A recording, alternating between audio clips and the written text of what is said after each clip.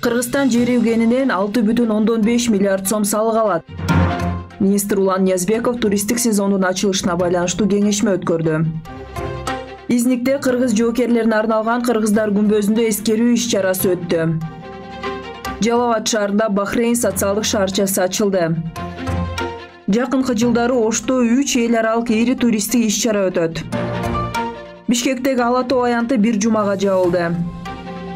Кыргызстандын кыздар курамасы Туркиядагы эл аралык мелдеште 4 медаль утту. Казакстанда акыркы суткада 5 адамдан коронавирус табылды.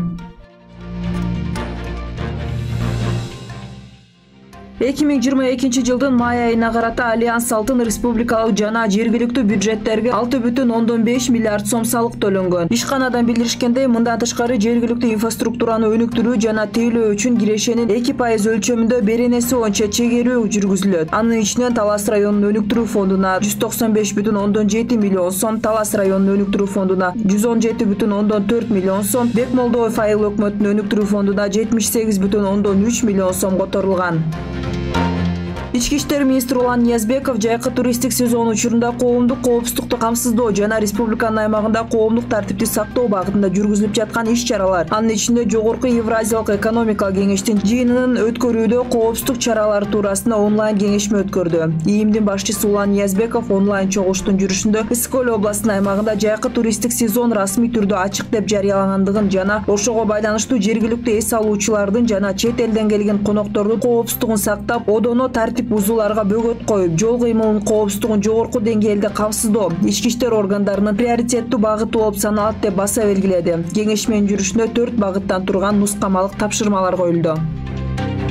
Түркиянын Изник шаарында 15 май күнү кыргыз жоокерлерине арналган Кыргыздар күмбөзүндө эскерүү иш-чарасы өттү. Маалыматка ылайык, иш-чарага Түркиядагы кыргыз элчиси Кубанычбек Өмүралиев, Стамбулдагы башкы консул Лира Сыдыкова, Изник районунун башчысы Реджай Карал, Изник шаарынын мэриясынын кызматкерлери, Кыргызстан достук жана маданият коомунун мүчөлөрү катышты. Иш-чаранын алкагында Изник көлүнүн жээгинде орун алган борбордук сейил бакта кыргыздын улуттук оюндары ойнолуп, ар кандай мелдештер уюштурулуп, жергиликтүү тургундардын кызыгуусун жаратты.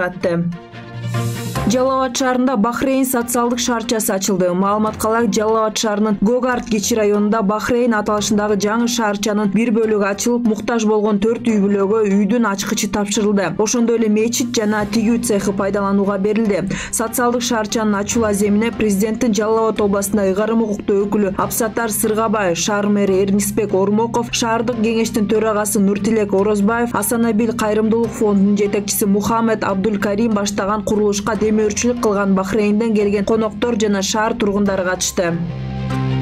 Жакынкы жылдары Ош шаарында Silk Road Fest, Silk Road Expo, Silk Road Games эл аралык ири туристтик иш-чаралар өтөт. Маалыматта айтылгандай, 14 майда Чолпон Ата шаарынын Чыңгыз Айтматов атындагы маданий этнографиялык комплексинде Кыргызстандын аймактарынын туризм тармагын өнүктүрүү аттуу туристтик бизнес форуму өттү. Аталган форумдун максаты туризмди өнүктүрүү боюнча күч-аракеттерди бириктирүү, туристтик компаниялардын ортосунда байланыштарды түзүү жана карым-катнашты өнүктүрүү, туристтик потенциалды жайылтуу, инвестиция тартуу.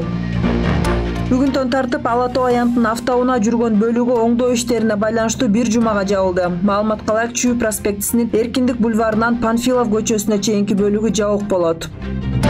Кыргызстандын күрөшүү боюнча кыздар курама командасы Түркиядагы Чемпионс эл аралык мелдешинде 4 медаль утту. Турнир 14-15 майда Анталия шаарында өттү. Кыргызстандын курамасы 1 күмүш, 3 коло багындырды.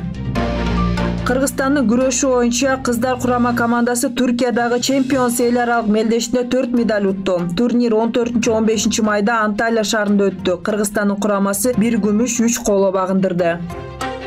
Казакстанда өткөн суткада COVID-19 коронавирустук инфекциясы 5 адамдан табылды. Маалыматка ылайык, Нур-Султан шаарында 2, Алматы шаарында 3 адамдан COVID-19 табылган. Казакстанда ооруга катталгандан тарта бардыгы 1 305 649 адам коронавирус жуктуруп алган.